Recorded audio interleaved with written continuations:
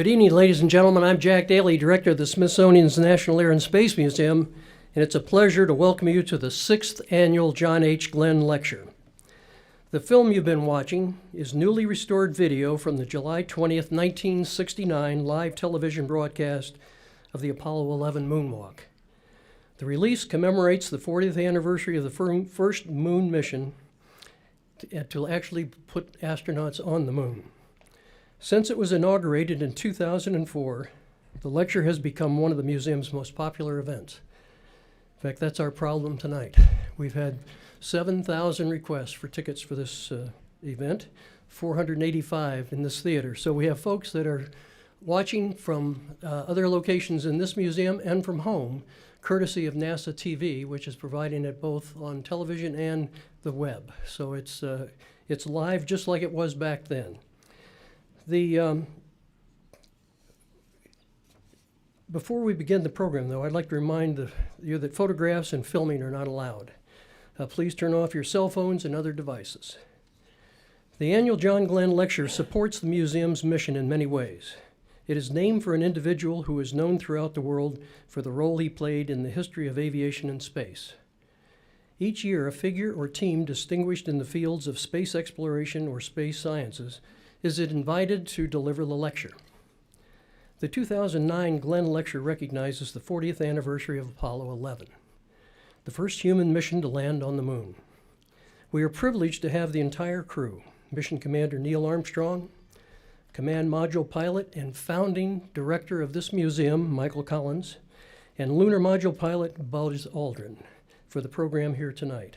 The fourth member of the panel is Dr. Christopher Kraft, who is known the world over for creating mission control and succeeded Robert Gilruth as director of the Johnson Space Center. Tonight's program is being made possible through the generous support of the Boeing Company. In addition to providing support for the Glenn Lecture since its inception, the company has partnered with the Smithsonian on many important projects. Construction of Phase 2 of the museum's Stephen F. Udvar-Hazy Center in Chantilly, Virginia is well underway. In recognition of the Boeing Company's magnificent contribution to this effort, we have named the facility's central hangar the Boeing Aviation Hangar. With us tonight is Mr. Timothy Keating, Senior Vice President of Public Policy at Boeing. Tim, would you please rise and be recognized, please? Okay, here we go. Without these sponsorships, these lectures would not be possible, so we are deeply indebted to Boeing for this evening. Our audience tonight includes the who's who of aviation and spaceflight, including the largest gathering of Apollo astronauts in many years.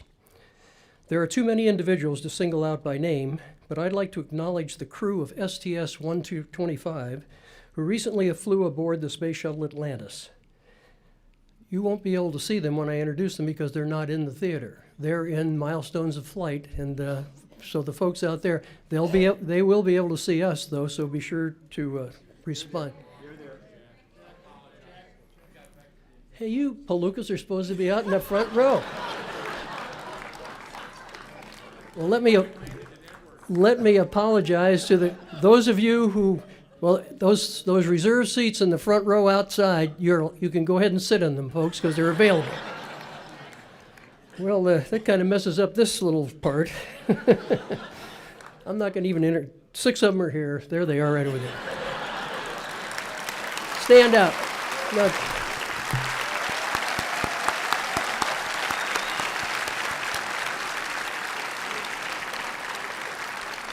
I had a very clever series I was going to do at that point.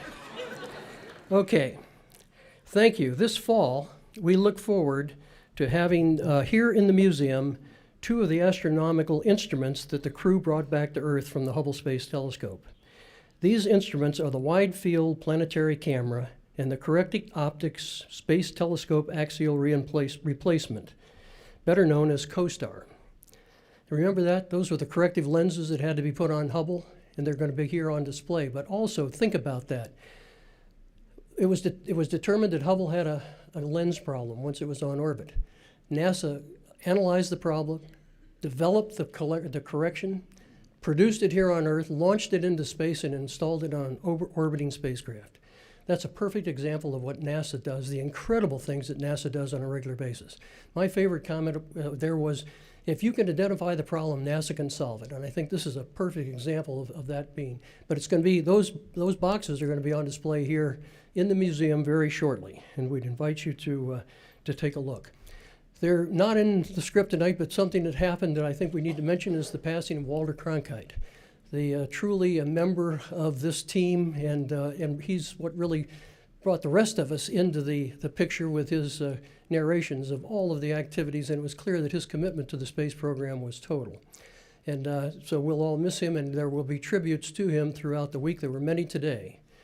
Also, I'd like to mention that Major General Charles Bolden, United States Marine Corps retired, was confirmed by the President as Administrator of NASA last week. So Charlie, I know you're here, so stand up. There he is.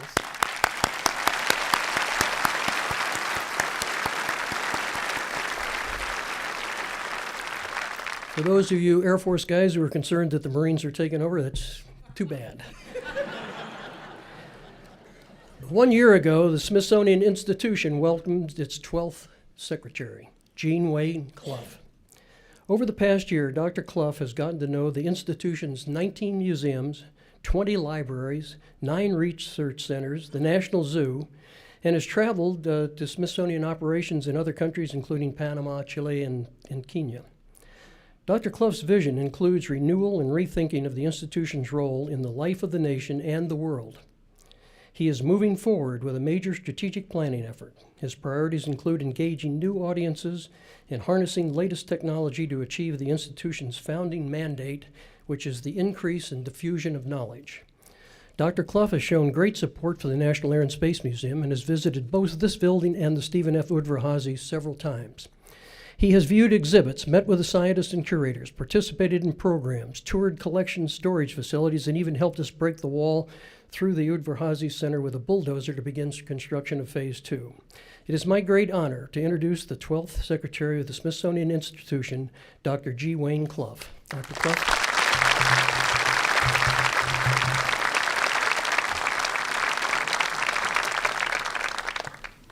Good evening, and thank you, Jack, for that nice introduction, and thank you for your exceptional leadership, and to all your colleagues for what this museum and the Hazy Museum does for the American people. It's a wonderful thing for all of us. Let me also say welcome to our special guests who are here, and obviously there are many here tonight, many who indeed were heroes and who have indeed made history. Thank you for coming to help us celebrate the annual John Glenn Lecture and the 40th anniversary of Apollo 11 of the moon landing. And welcome to all those who are watching, courtesy of NASA through the web broadcast. We appreciate that very much. We love our partnership with NASA. Not only jointly do we celebrate the wonders and the accomplishments of the space program of this country, but indeed we also share activities together, such as operating the Chandra's orbiting satellite telescope, as well as working with them in the new Kepler mission, looking for new planets. Well, 1969 was an eventful year in art, politics, and culture, but probably no event was more important, more inspiring, or more transforming than the moon landing. The world changed forever that day, and all of us, at least of my generation, remember where we were when it happened and when we saw it on television. I was a student at the University of California at Berkeley working on my PhD degree. And that particular day, we were imbibing slightly on the side at a place called Laval's Beer Garden, celebrating the landing of these great astronauts. And we raised one and hoisted one in your honor when it happened. Well, tonight you will hear from those who actually did it. We are honored they are here. In a speech at Rice University in 1962, President John F. Kennedy described their mission as the most hazardous and dangerous and greatest adventure on which man has ever embarked. Here at the Smithsonian, we're dedicated to telling the ever-expanding story of our fascination with flight and space exploration. Here we celebrate the incredible accomplishments of the courageous, visionary men and women throughout our history who've dared to defy the odds and gravity. Pilot and inventor Igor Sikorsky once wrote, Aeronautics is neither an industry nor a science. It is a miracle.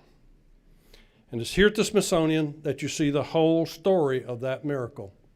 How astronauts, pilots, politicians, scientists, engineers, inventors, and many others made it possible to soar. The Apollo 11 mission illustrates the best of that story. It took many years of hard work to make it happen, and there have been many years of hard work since then. So last year at our annual Folklife Festival, we celebrated the 50th anniversary of NASA and thousands of dedicated professionals who make our space exploration possible. Well, over 1 million people came to view the exhibits. And I personally visited at that time, and I'll never forget the look on the faces of the children and the adults as they saw the many dazzling demonstrations about space flight. We also at that particular time celebrated the country of Bhutan. And many of the monks who came to participate had never been out of their monastery, much less been on a plane. And when they had the opportunity to see what was going on in the NASA pavilion, they were amazed, and it was wonderful to see their inspiration when they saw it. Well, the National Air and Space Museum hosts more than 7 million visitors annually. And the Smithsonian, though, is in a new era. We want to reach not just the millions who visit here on the mall, but the billions who we can reach using digital technology to inspire young people themselves so that they will want to be scientists and astronauts and NASA participant scientists. Science, history, and art and culture come together at the Smithsonian to tell the story of what it means to be an American. Astronauts Alan Bean, of course, right now has a wonderful art exhibit in this museum. It's a great example of how science and art come together. Well, all of these stories speak to the great American spirit and what we stand for as a nation. The best of what we stand for is exemplified in our next speaker, and it is my distinct honor to introduce him. Please welcome a true friend of the Smithsonian for decades, the man for whom this lecture series is named, an astronaut, a senator, a Marine, a pioneer, and above all, a great American patriot, Senator John Glenn.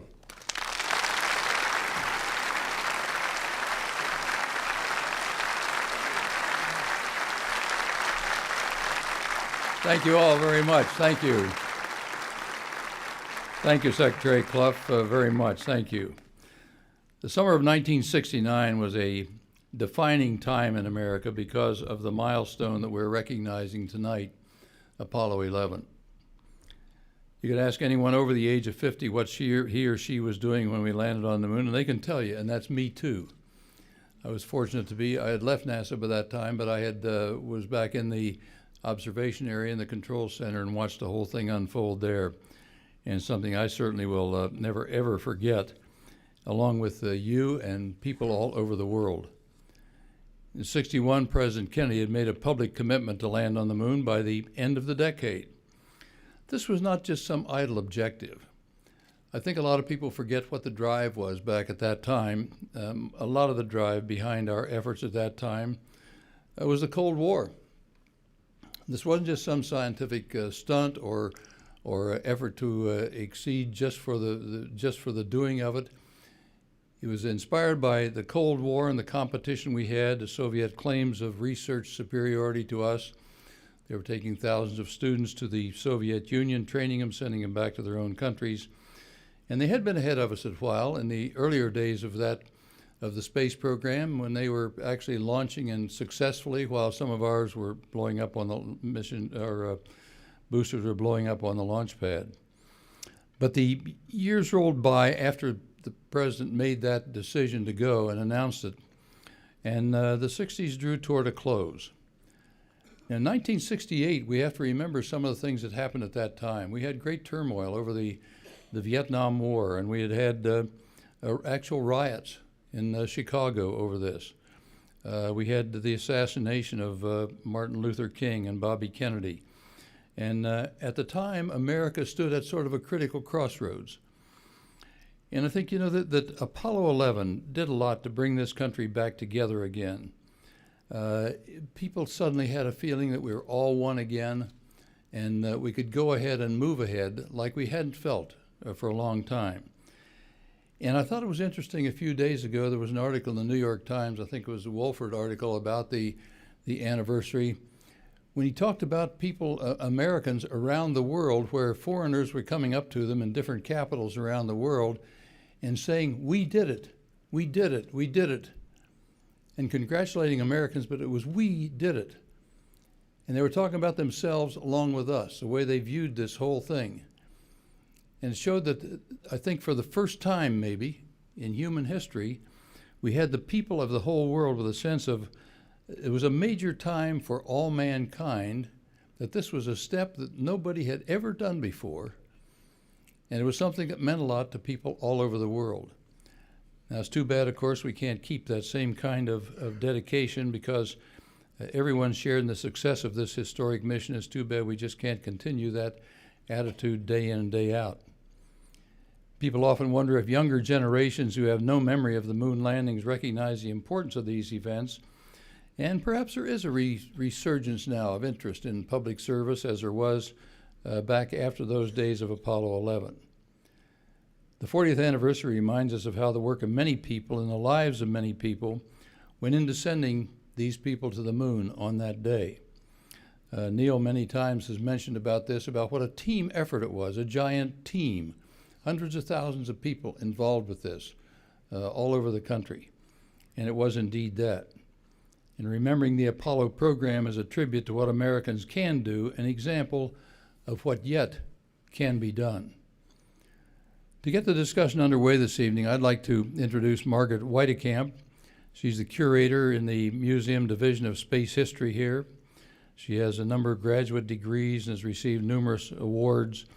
And Dr. Whitekamp oversees the collections of space memorabilia and space science objects, science fiction objects. She has a job I wouldn't have for any amount of money. How do you have a flight come back from space and make the decisions on what is historically significant to hang on to and what turns up as a heap of space junk that just came back? And that's what her job is, to determine what's important on this or not, and she does a great job with it. Among her duties is coordination of this annual lecture series also. Margaret, we appreciate your efforts. Dr. Margaret Whitekamp. Thank you.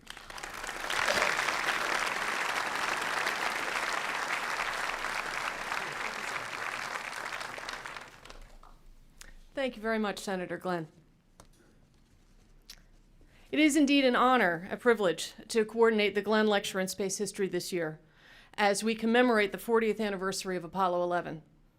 Our speakers this evening, the crew of that historic mission, and Dr. Christopher Kraft have graciously agreed to share with us their thoughts on the significance of Apollo 11 and American space flights to the moon. Our first speaker this evening will be Dr. Kraft.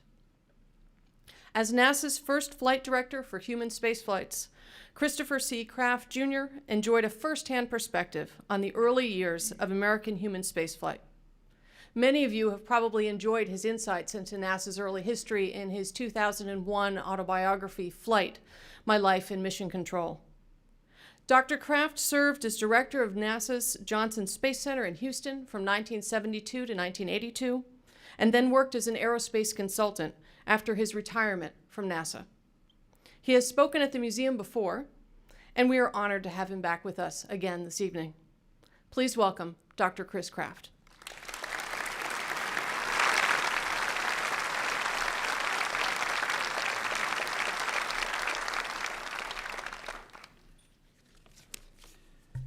Going to see if I can do that without this stuff that's in front of me. It's indeed an honor to be here tonight. It's a great day 40 years ago. It's an honor to be involved in this great evening with the three men who did the job. They are great Americans, and they deserve the highest praise. My job is supposed to be tonight to set the stage, so I'll try to do that. The Russians in 1957, as we all know, started this whole business with orbiting a satellite known as Sputnik. They had it on page 37 of their newspaper. The next day, after every newspaper in the world had it on the front page, they put it on the front page. And in the spring of 1961, following that, there was a great deal of turmoil in the space program, but even more in the U.S. Everyone was concerned about what was happening with the Russians. The president was having sleepless nights.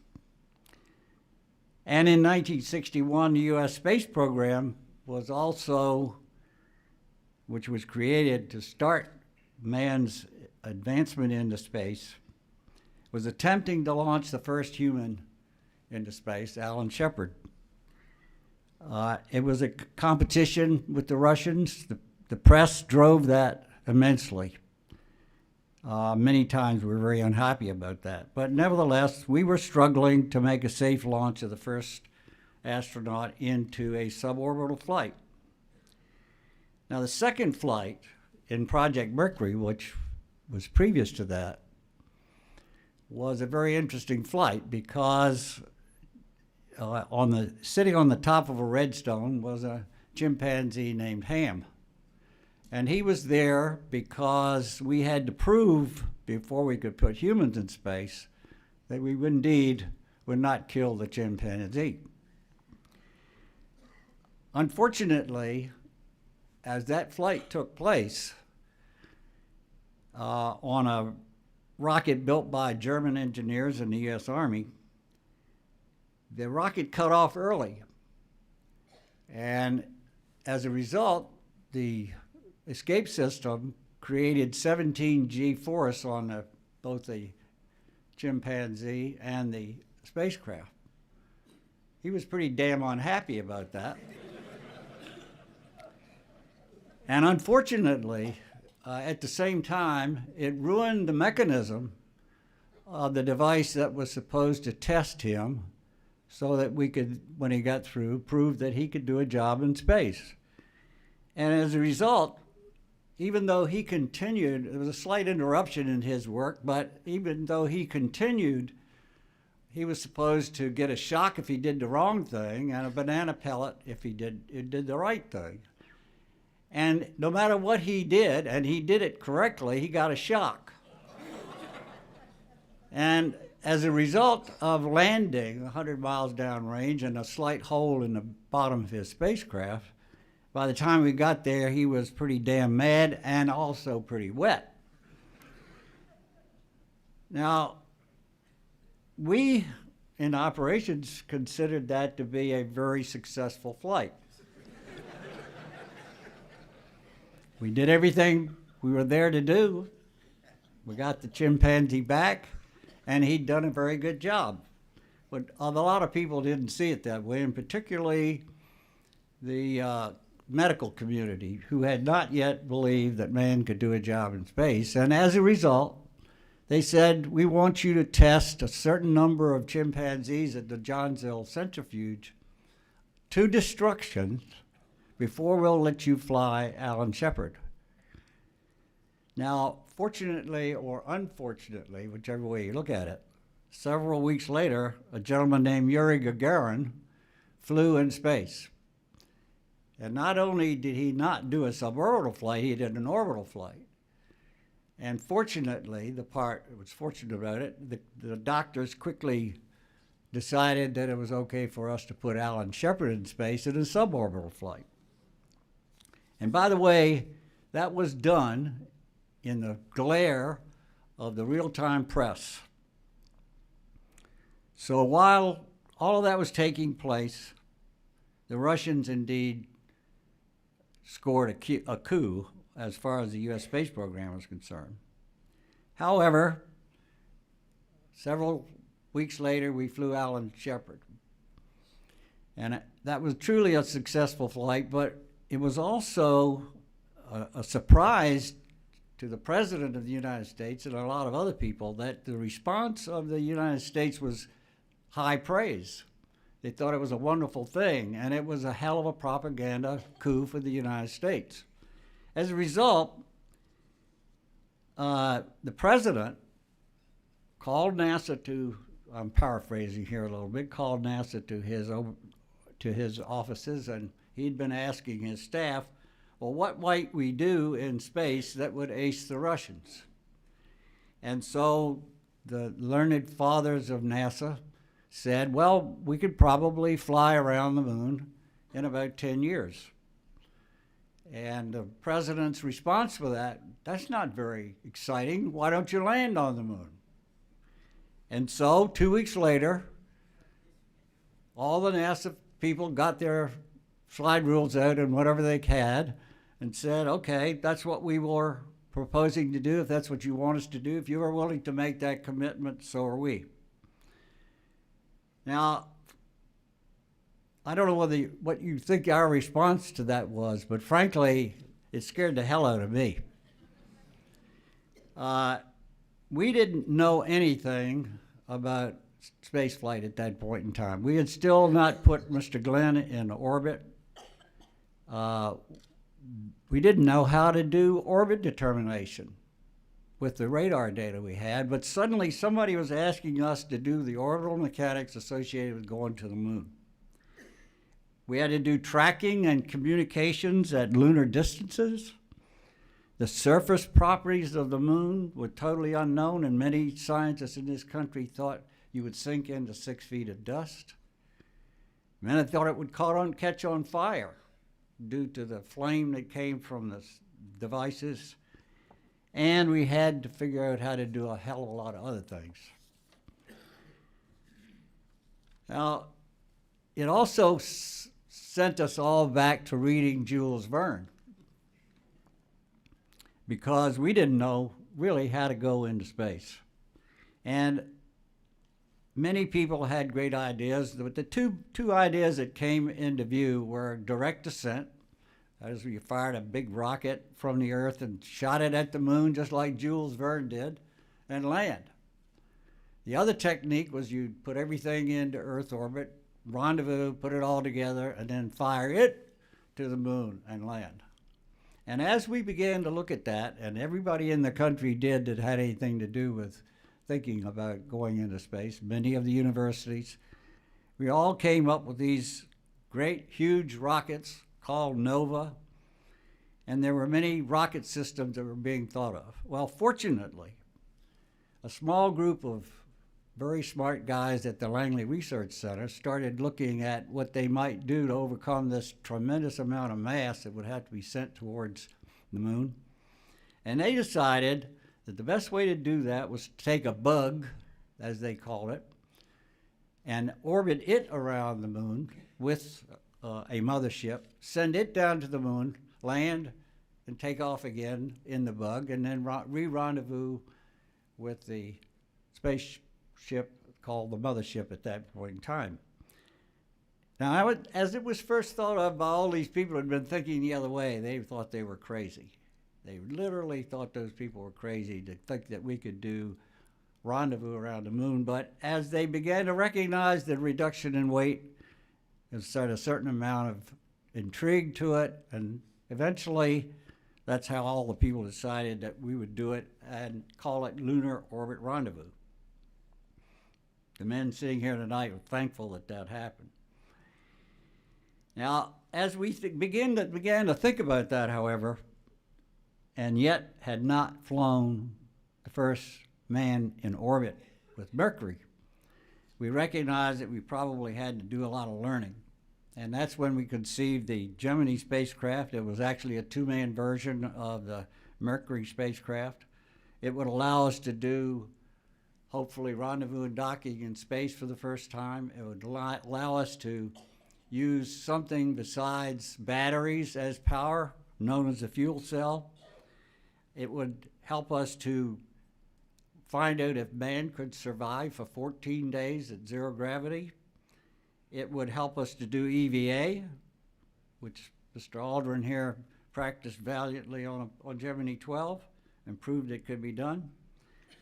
We had to develop new spacesuits which will allow the men to survive while working in space. And all of these new requirements were operations that eventually we would have to do around the moon. And in a sense, then, Gemini was a proving ground for Apollo. Now, I don't have enough time to describe Gemini, so I won't. And I want to talk about, however, how we got to Apollo, because while many of us in the operations world and some engineers were still working on Gemini and Apollo, the Apollo program came into being. And this was a whole new concept to these people. Many of these people had never had any experience in space flight. They came from all kinds of other engineering walks of life. But they had been given the task to very quickly come up to speed and start building a spacecraft. And frankly, they built a damn lousy spacecraft. They were running like the devil, trying to get it done. They didn't have time to listen to lessons learned. And it was quite a turmoil in 1967 when we sent 3 men to their death on a pad at Cape Canaveral. It was a terrible day, a very terrible day to watch that happen. And we had a NASA committee that looked at what was wrong, and everything was wrong. It was poor workmanship, poor wiring, poor redundancy concepts, etc. And so we had a regrouping of NASA following Mr. Thompson's review of that program. And one of the first meetings we had with George Lowe as the new program manager was a meeting to decide what we needed to do. And we listed 125 things that had to be done to make that spacecraft viable. And we did that. We worked our fannies off and we got it done, along with the many contractors in this country. And in 1967, after having done that and getting ourselves ready to go, it took a lot of guts, frankly. We had to rebuild the industry, had to rebuild ourselves, and we had to rebuild the spacecraft. And fortunately, in the summer of 1968, after recognizing that we were ready to fly the spacecraft, we flew Apollo 7 and Apollo 8. Apollo 8 was indeed a pivotal program. It was without Apollo 8, I think we would have been hard pushed to learn how to do Apollo 11 in the time we did.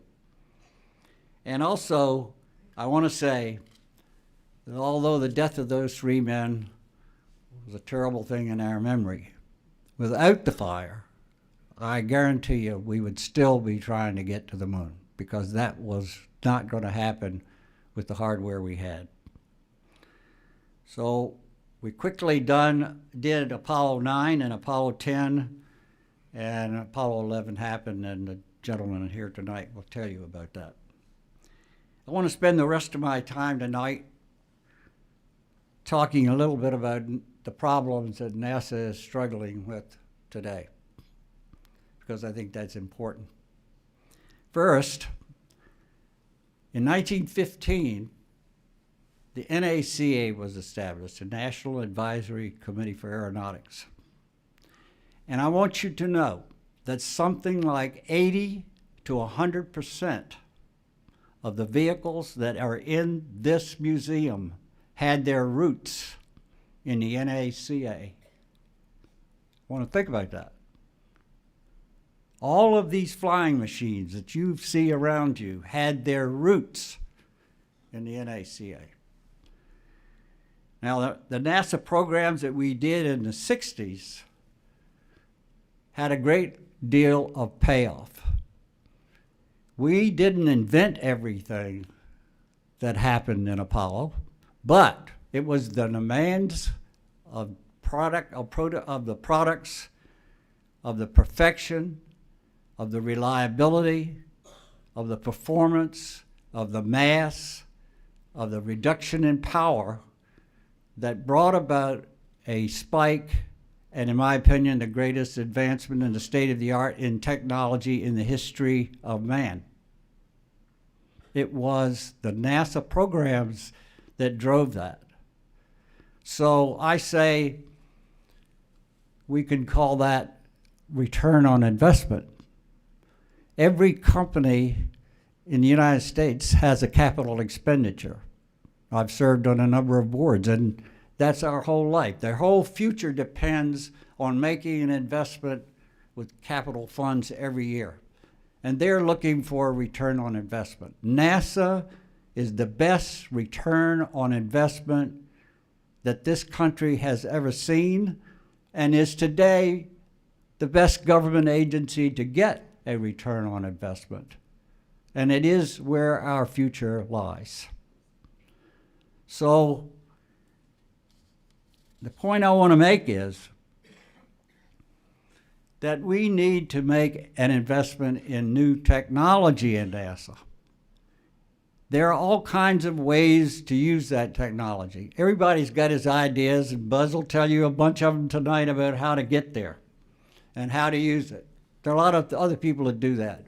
But what we need is new technology. We have not made that investment since Apollo. All the programs that NASA's had has demanded that they spend the money on the programs as opposed to putting money into technology for the future. In Mercury, Gemini, and Apollo, we spent about 10% of our monies on the future. Fuel cells, thermal protection systems, the communication satellite and computers changed the whole world in which we live. That's what we need today. We need an investment in the future and a return on investment which we can see and provide to the country. So I say to Mr. Obama, let's get on with it. Let's invest in the future.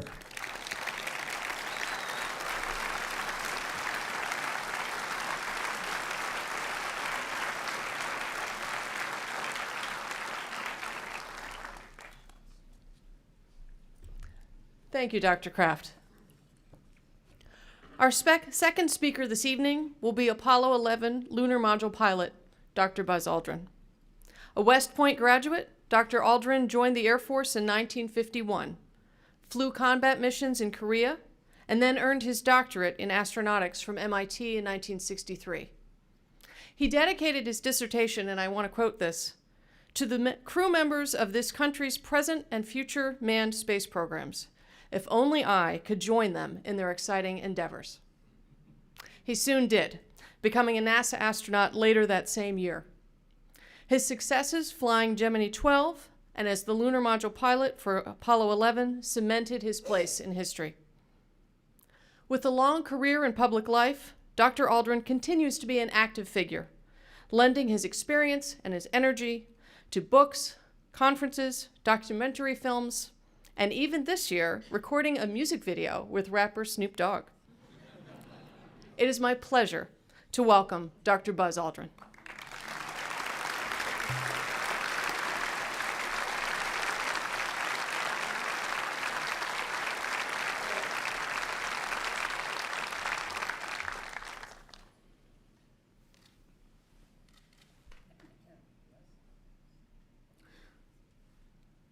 Somebody was going to put a slide up there that I was going to dazzle you with. It will be on www.buzzaldrin.com. And I know that it's a little daunting to view progressive ways into the future. I volunteered to talk about the future. That's not the only thing I'm going to talk about. But that's what I have really always been looking at. What can we do that's a little bit better? And I'm going to leave this up for just a couple of seconds, and then later on it's going to come on when I begin to talk about a few things that are on this, and then maybe if I don't talk too long, we might get to look at it again. We are here, and I think that we can be here. From the Wright brothers and Kitty Hawk to Tranquility Base was 66 years. From Tranquility Base, 66 years in the future takes us to 2035. I believe we deserve to do a little bit more than footprints on the moon. And I believe that there is a timeline. There are many of them, but I believe we can do that. Yes, we can. Can you turn off the slide, please? Thank you, and good evening, everyone. I'd also like, of course, to thank the Smithsonian and my former colleagues for the opportunity to be with you all this evening. 4 decades ago have passed since Neil, Mike, and I traveled across the blackness of space to win a peaceful race. It was then, and still is today, an honor and a privilege to be a part of Apollo 11 and the entire Apollo program. Tonight you may well ask, what did it mean that America was first on the moon? And what can America do next in space to build upon that long ago achievement? Apollo 11 was about exploration, about taking risks for great rewards in science and engineering, about setting an ambitious goal before the world, and then finding the political will and the national means to achieve it. Indelibly impressed upon our nation's memory, the voyage of Apollo still seems incredible. We are inspired by the magnitude and teaming efforts of people from all walks of life, from industries big and small, who worked in tandem to attain a long-term goal of magnificent achievement. While Neil and I stood on the lunar surface with Mike orbiting above, supporting the 3 of us were hundreds of thousands of American workers who comprise what may be called the greatest team ever assembled. They are often overlooked at a time like this, so I would like to pause tonight and look backwards, not through the eyes of a lucky pilot and astronaut, but through the eyes of these hardworking Americans, the scientists and engineers, metallurgists and meteorologists, policymakers and flight directors, navigators and suit testers, and all those in the shop floor, such as the seamstress who stitched the 21 layers for each custom-tailored spacesuit. We cannot ever adequately thank them for committing their lives and professional energies, minds and hearts to this mission and to the other Apollo mission. Tonight, while we think about missions past and future, I also want to think about and thank those without whom we would never have walked on the moon. Ed White, Roger Chaffee, Gus Grissom. The Americans who came, committed, believed, and conquered the unknowns with us. Apollo 11 was also about leadership.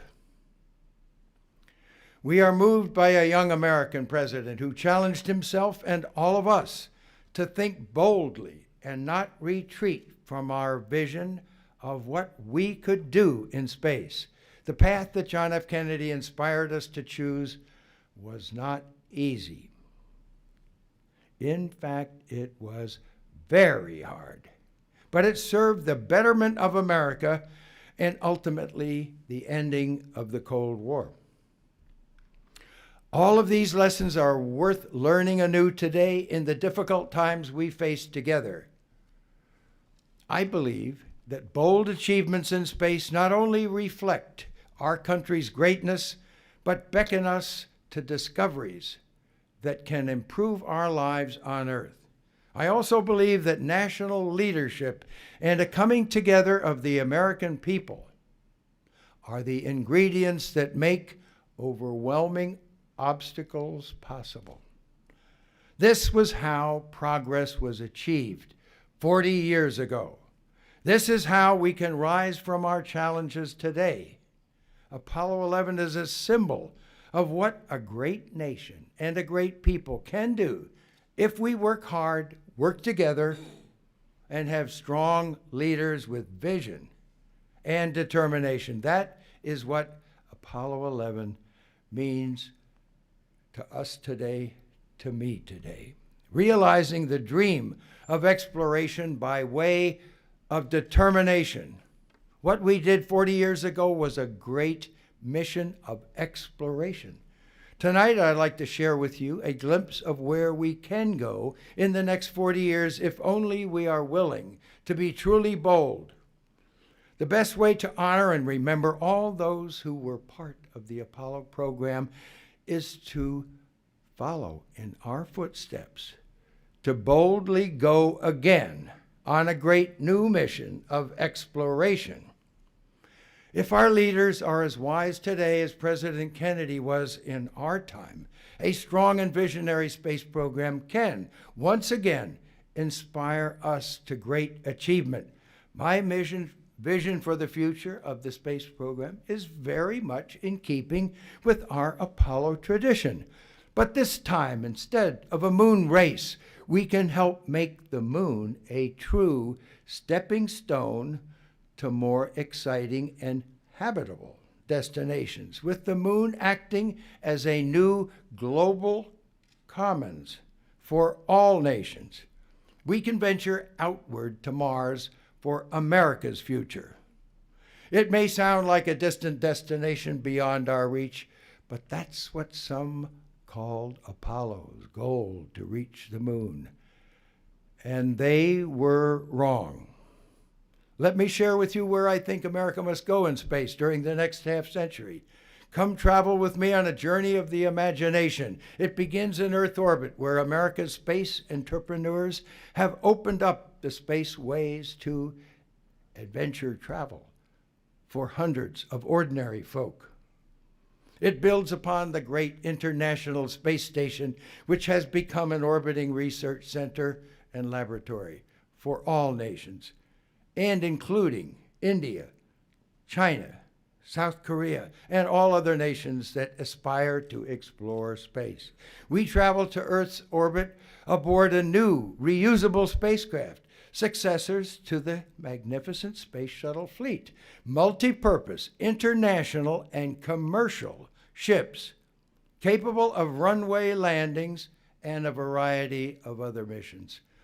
We test long-duration life support exploration modules at the space station, combine them with Orion-type crew modules for missions that cycle back and forth between the Earth and the Moon, and then station in the lunar vicinity to act as communication relays, man-tended, and to serve as refueling depots, not just in low Earth orbit, one would be there, but at the libration point close to the moon. We fly by comets and intercept asteroids with dual missions for redundancy.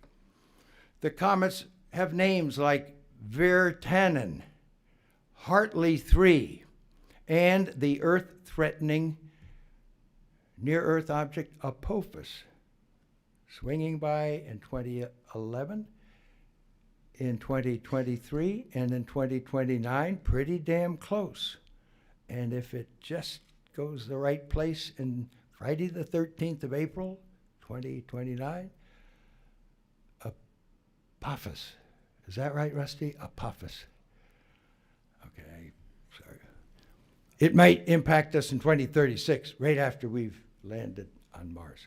40 years ago, the name of the lunar seas, Tranquility Base, ocean storms, became a part of America's vocabulary. In our future, so will the names like Apophis and other near-Earth objects. As we look out from our ship, we see the golden tail of an ancient comet filled with the material of the birth of our galaxy. We sweep to the surface of an asteroid, developing tools and equipment to sift its rocky soil and discover what the building blocks of the universe are made of, and then bring it back to our home world for study. Step by step, just as Mercury and Gemini and Apollo made Apollo possible, made the landings possible? We moved deeper into space for several manned landings on Phobos, the inner moon of Mars, all in a prelude to our historic mission to homestead the red planet itself.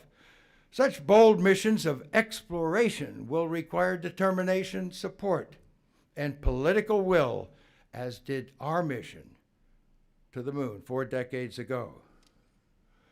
We have the vision. We can reach these destinations on the pathways to Mars within the next 2 decades.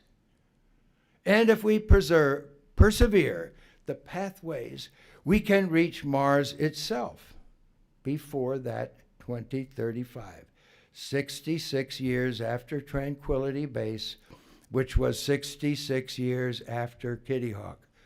To realize the dream of humans on Mars, we need a unified space vision. We need to focus on pathways to the prize.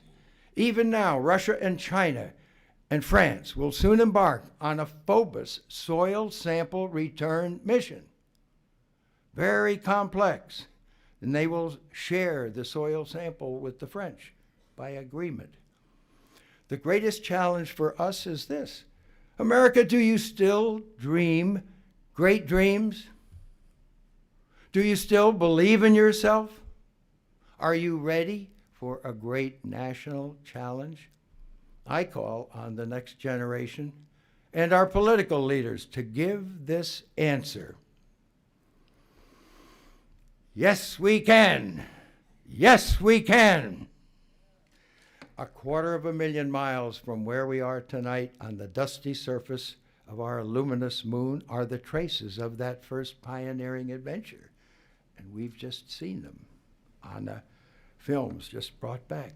Attached to the lunar lander, the Eagle that brought Neil and me to the surface, is a plaque with the words that can still be read today. It says, "We came in peace for all mankind. Yes, we did, and yes, we will again. It was a great personal honor to walk on the moon, but as Neil once observed, there are still places to go beyond belief." My call is to the next generation of space explorers and their leaders. Isn't it time we continued our journey outward, past the moon? Thank you for listening to me, and may God always bless the United States of America.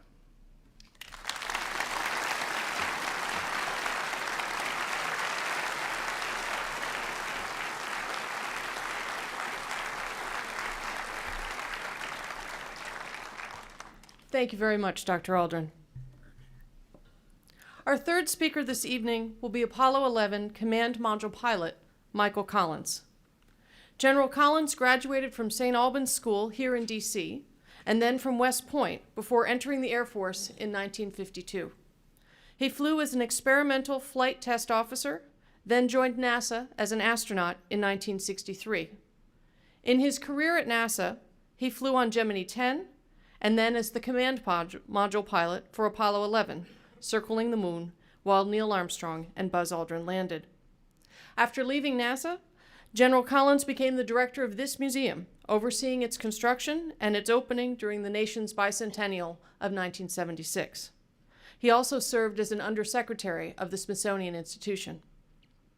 When we were planning this evening, I did what the coordinator is supposed to do, which is to offer each of the speakers a chance to have a little rehearsal or a walkthrough to familiarize themselves with the room to get a sense of the space. General Collins politely declined. He knows this space. In fact, he probably approved the plans for the seat that you're sitting in right now. We're delighted this evening to have him back on such familiar territory. Please welcome General Michael Collins.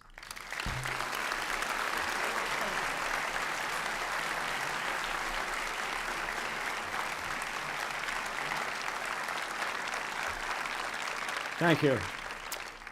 Thank you, Margaret. You're right. I've spent a lot of time in this room, and I apologize in some ways for its design. It's designed for IMAX, not for live speeches. Not sure anybody's up there. Out there, I'm down here in the bottom of a black hole, about to be sucked in by gravity. But Anyway, it's very nice to be back here, and it's always nice to talk about Apollo, a great success story, I think. Behind me, I put that because it's better than looking at the black IMAX screen.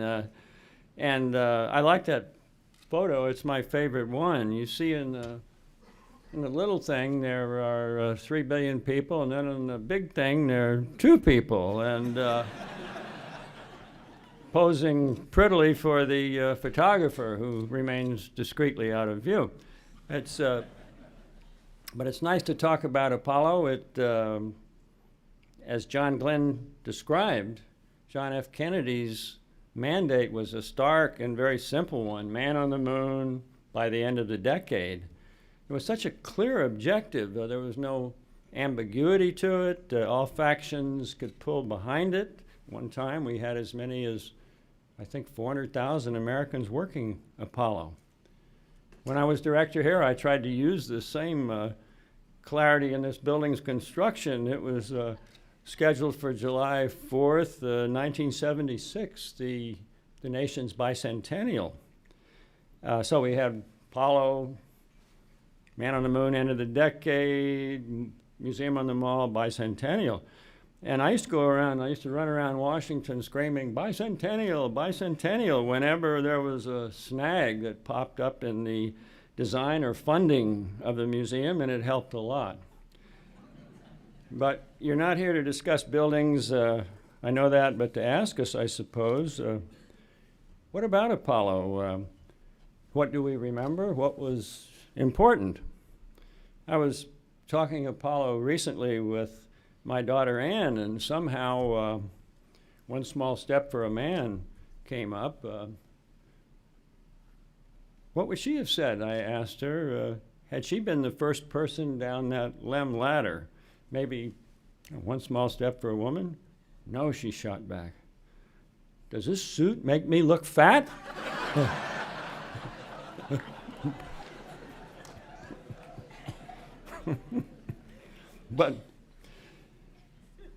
But back to the end of the decade. Mr. President, I think you would have been pleased with the flight of Apollo 11. Everything worked so well, so surprisingly well. About the flight itself, the thing I remember most is the view of planet Earth from a great distance. Tiny, very shiny, blue and white, bright, beautiful, serene, and fragile. You don't get the full flavor of it looking at this, because this has to be processed by film emulsions, which are pretty crude, and then projected. So it doesn't sparkle like the real thing did. It doesn't shine like a little gem as it would be if you could see it unfiltered. But is the vision true? Well, serene it is not. Fragile it is. The world population when we flew to the moon was 3 billion people. Today it's over 6 and headed for 8, so the experts say. In my view, this growth is not wise, healthy, or sustainable. The loss of habitat, the trashing of the oceans, the accumulation of waste products. This is no way to treat a planet. Yet how do you stop it? Our economic models are all predicated on growth. They require it. Grow or die, or maybe both. The dead zone created by runoff from the Mississippi into the Gulf of Mexico is now larger than the state of New Jersey and still growing. We need a new economic paradigm that somehow can produce prosperity without this kind of growth. Now, turning to NASA and our future in space, I add my voice to Buzz's, although not as eloquently. Sometimes I think I flew to the wrong place. Mars was always my favorite as a kid, and it still is today. As celestial bodies go, the moon is not a particularly interesting place, but Mars is. And Mars is the closest thing to Earth's sister that we've found so far.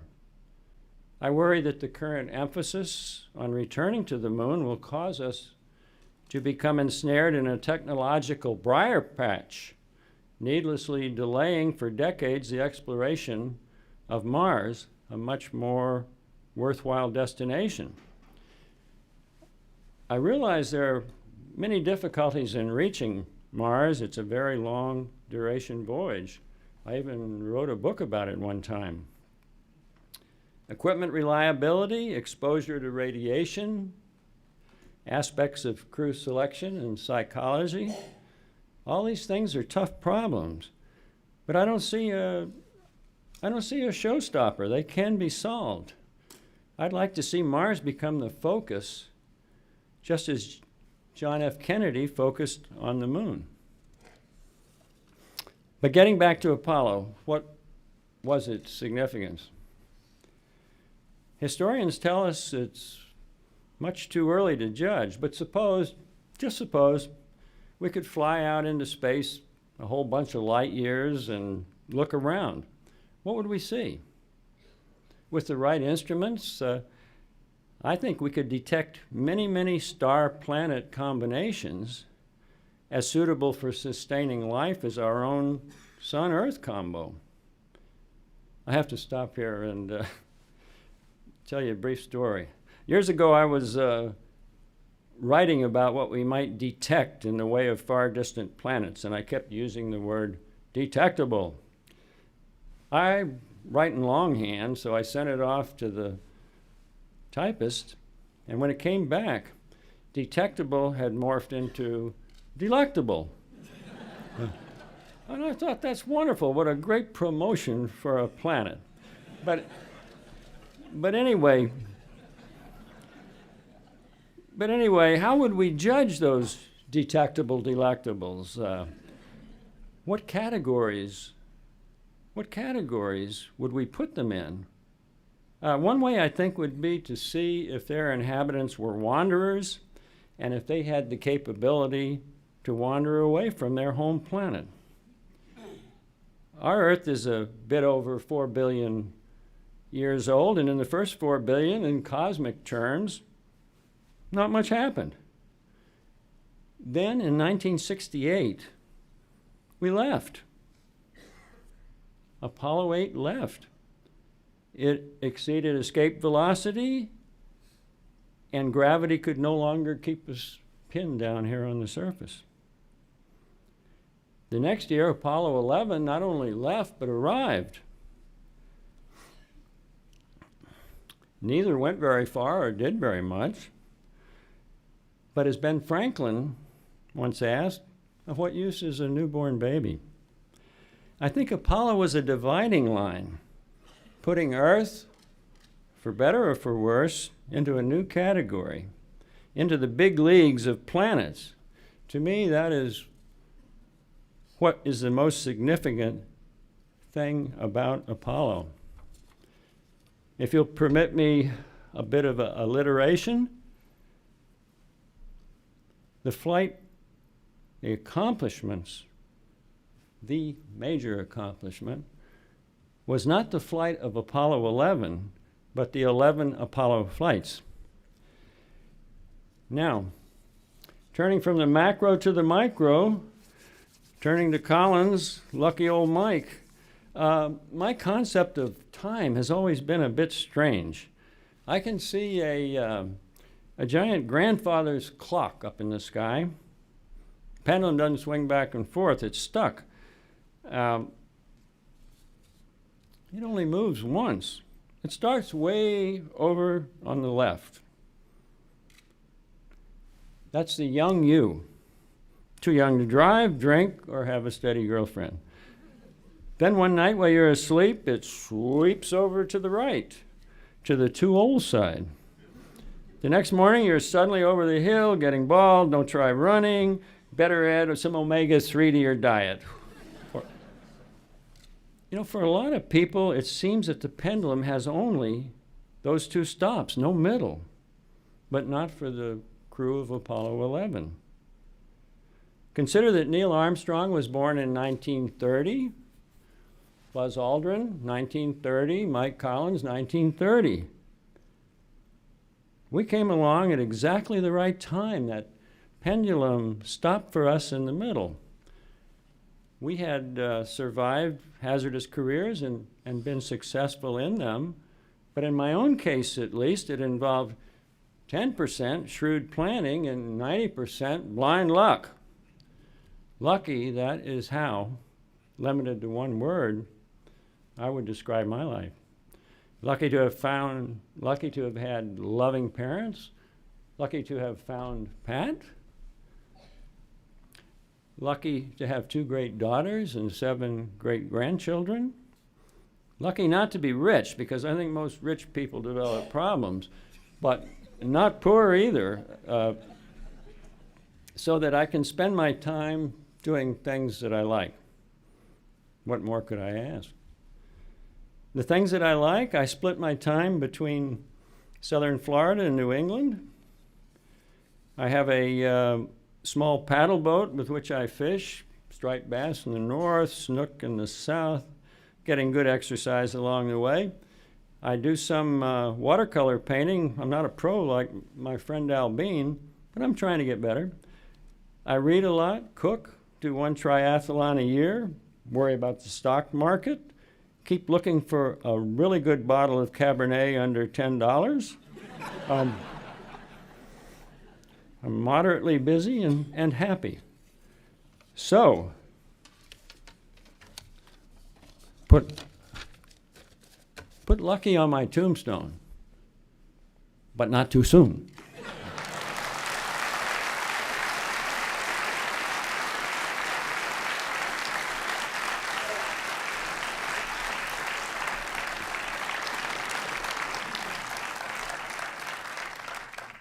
Thank you, General Collins. Our final speaker this evening will be Apollo 11 Commander Neil Armstrong. A proud graduate of Purdue University, Mr. Armstrong holds a Master's of Aerospace Engineering from the University of Southern California, as well as numerous honorary doctorates. Mr. Armstrong has flown over 200 different models of aircraft.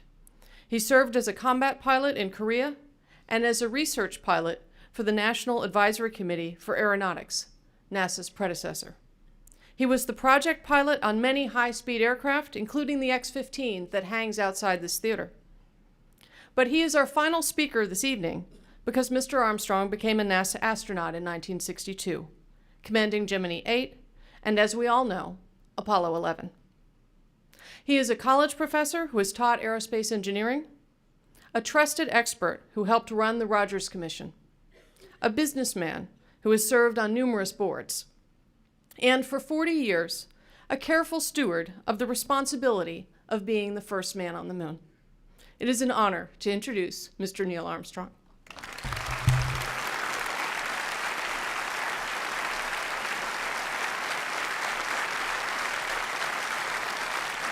Thank you so much.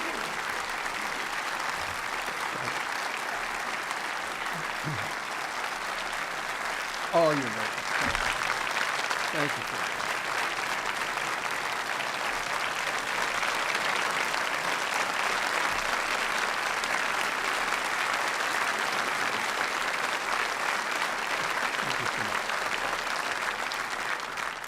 Thank you very much.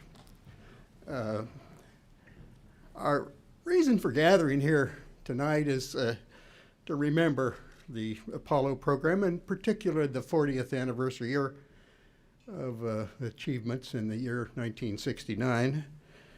And because I wanted to talk about things other than what the previous speakers talked about, I chose for my title Goddard, Governance, and Geophysics.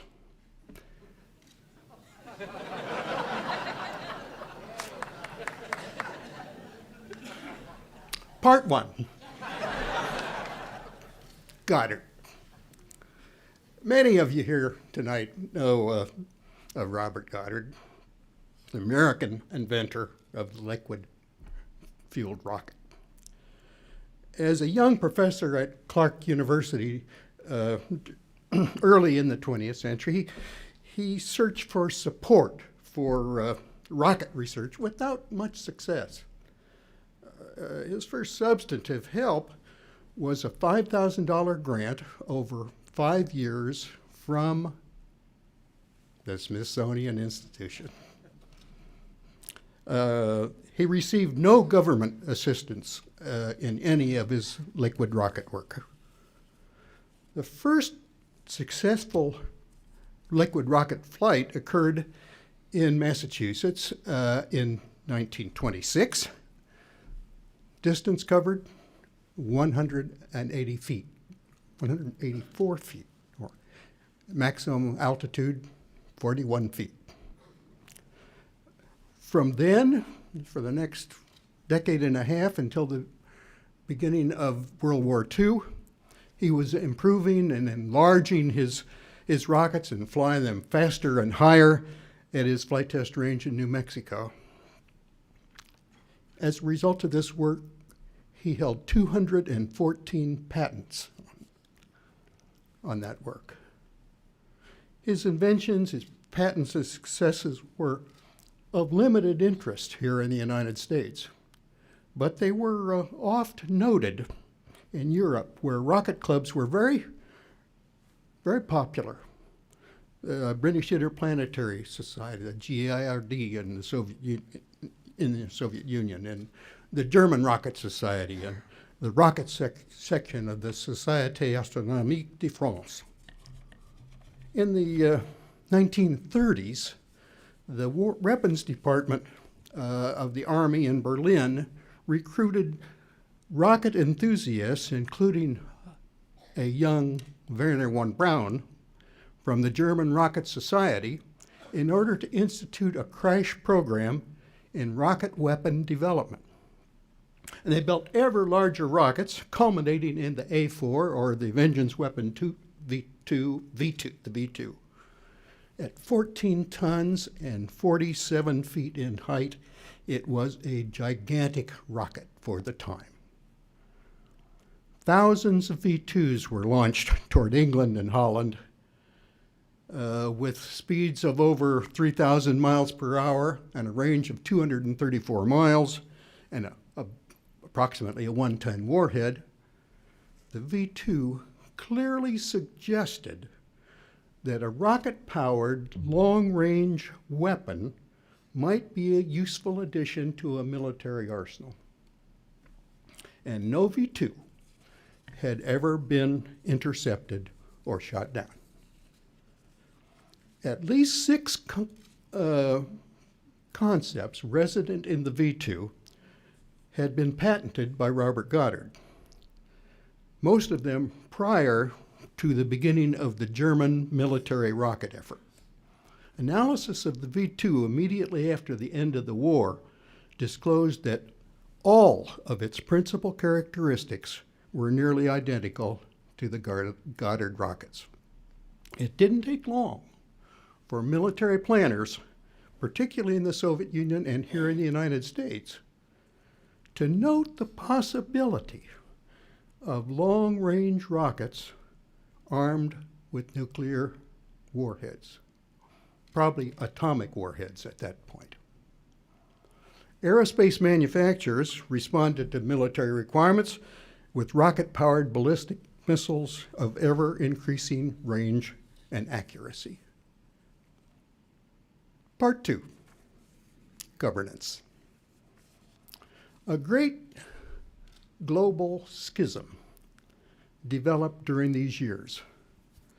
This political discord was based on 2 superpowers, the United States and the Soviet Union, competing for the respect of the world in general and the unaligned nations in particular.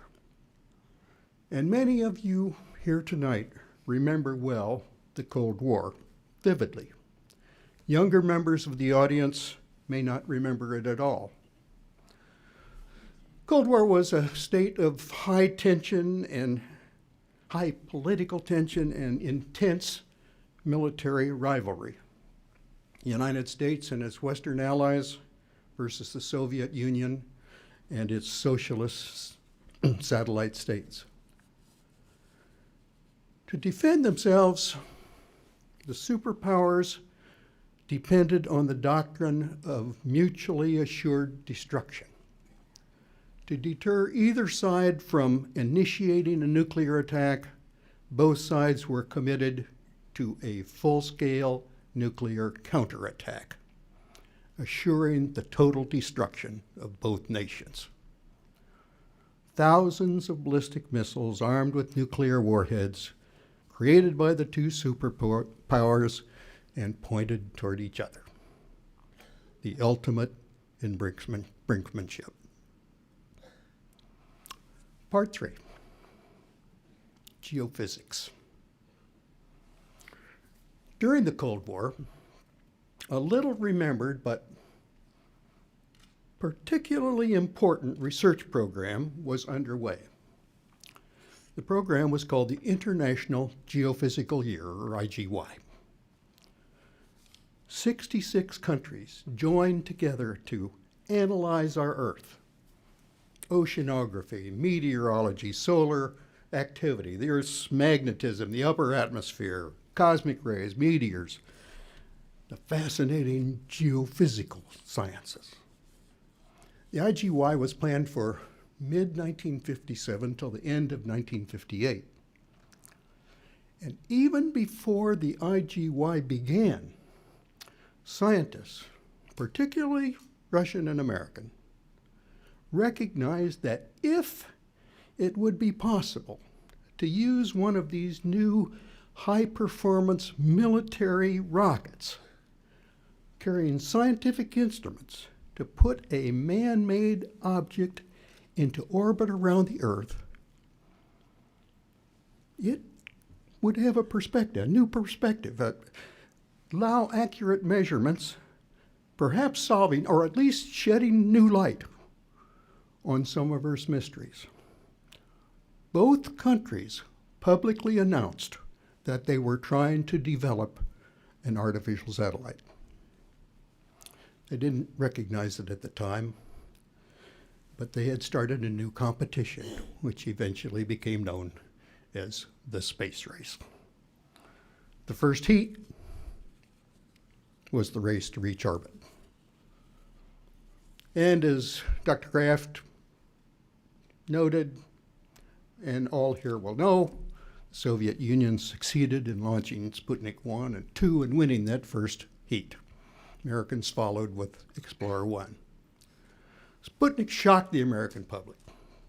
We believed we were the most technologically advanced community in the world, and how could this have happened? Somebody has to be doing something. President Eisenhower tried to calm the waters. He said, as I understand it, they've only shot one small ball in the air. He said his concern about our nation's security had not diminished one iota. Actually, he was probably very worried. A rocket that had the power and the accuracy to orbit a satellite had the power and accuracy to send a nuclear warhead across the ocean to a specific target. Public interest in these space activities was unbelievably high. Congress and the executive branch agreed that the United States should have an agency specifically dedicated to the exploration and exploitation of space. And so it happened just over 50 years ago that President Eisenhower signed the law creating NASA. But the Soviets continued to dominate the space race, winning heat after heat. In addition to the first satellite, they rocketed the first animal into orbit, the Russian dog Laika, in English, Barker. The Soviets were the first to fly a probe around the moon and the first to send a remote-controlled craft to reach the surface, both in 1959. They were the first to fly a probe to Mars in 1960 and the first to fly past Venus. Their progress was astounding and to many Americans worrisome. Oh, we had a few successes. Our Mariner Mariner 2, although arriving at Venus after the Russians, was far more successful. And we put up the first communications satellites, and out on the whole, the Soviets were out in front in most areas, and Americans were embarrassed. Both sides wanted to put humans into space. Both nations used their biggest rockets, originally built as intercontinental ballistic missiles, to try to fire a man into space first. And as Dr. Kraft also noted, 1 month after the inauguration of the new young President John Fitzgerald Kennedy, the Russians, again, to the substantial surprise of the American public in general, rocketed a young Russian pilot, Yuri Alexeyevich Gagarin, into space, circling the Earth in 108 minutes and recovered him successfully. The world cheered the Soviet success, accomplishment. Kennedy called the new agency into the White House, and is there any place we can catch him? What can we do? And as Dr. Kraft pointed out, they had a hard time thinking of anything we could do to catch him, short of either going around the moon or landing on the surface of the moon. And even then, it would take a concerted national effort, sort of like a Manhattan Project for the atom bomb. And so now, in this year, 2009, we remember the apex of that space race 4 decades ago. The manned flights of Apollo actually began in late 1968. Apollo 7, the first and so important test flight of the Apollo command module, and Apollo 8, the second flight, that remarkably bold flight to and orbiting the moon, launched on only the third Saturn V rocket. 2 months later, Apollo 9 launched with 2 spacecraft, the normal Apollo command module, and with the new lunar landing craft called the lunar module they named Spider. It was the first checkout of that ungainly machine in Earth orbit. The lunar module flew again in Apollo 10, this time to the moon, in a full dress rehearsal of a landing attempt. And on 13 July of '69, the Soviets launched Luna 15. It had no human crew aboard, but its secret mission was to land on the lunar surface, collect some soil samples, rocket them back to Earth, and claim a Soviet victory. First chunks of the moon returned to the Earth by humans. 3 days later, Apollo 11 departed Kennedy Space Center for Luna. The crew did not know about Luna 15 or its goal. Mission Control informed the crew of the existence of the Soviet craft while they were en route to the moon. Luna 15 was in orbit around the moon preparing for its descent when the Americans arrived. It circled the moon for 4 days and began its descent on July 20th. But its landing system failed and it crashed into the lunar surface. That same day, Apollo 11's lunar module, named Eagle, made a smooth touchdown on Luna's Mare Tranquillitatis 40 years ago tomorrow, fulfilling the dreams of those hundreds of thousands who had devoted their lives to that project for nearly a decade. In October, Soyuz 6, 7, and 8, with 7 cosmonauts aboard, flew simultaneously, and in November, Apollo 12 made the second successful landing on the moon.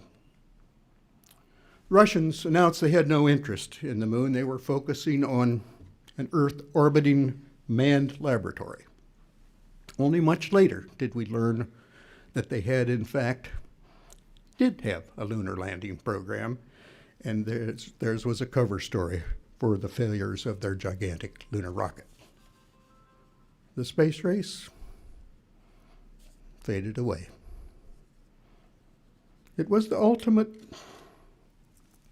peaceful competition, USA versus USSR. I'll not assert that it was a diversion which prevented a war. Nonetheless, it was a diversion. It was intense, and it did allow to both sides to take the high road with the objectives of science and learning and exploration. Eventually, it provided a mechanism for engendering cooperation between former adversaries.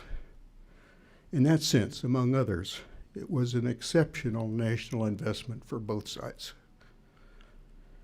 So I close remembering Goddard governance and geophysics. The American Robert Goddard invented the liquid propellant rocket.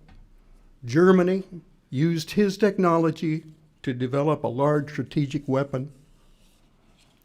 A governance competition between superpowers resulted in the military development of very high-performance rockets.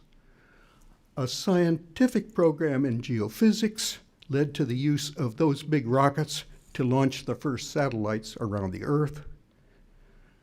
Those satellites initiated the space race, and the space race culminated in the events we celebrate this evening. Would humans have explored the moon without the work of Robert Goddard, the existence of the Cold War, or the IGY?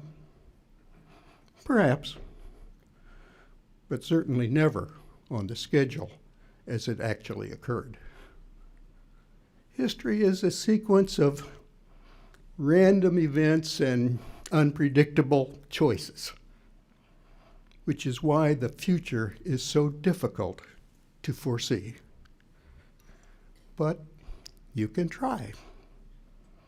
Thank you all for helping us celebrate this spaceflight anniversary. Good evening.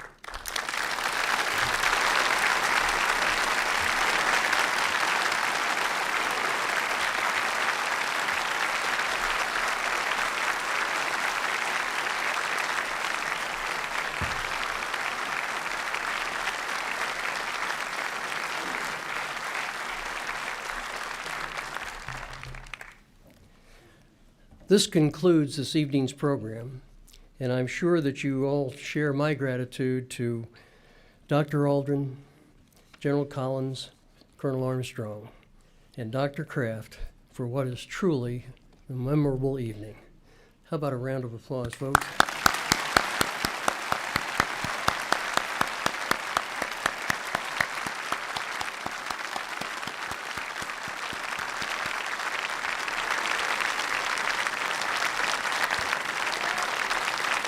I think they like it.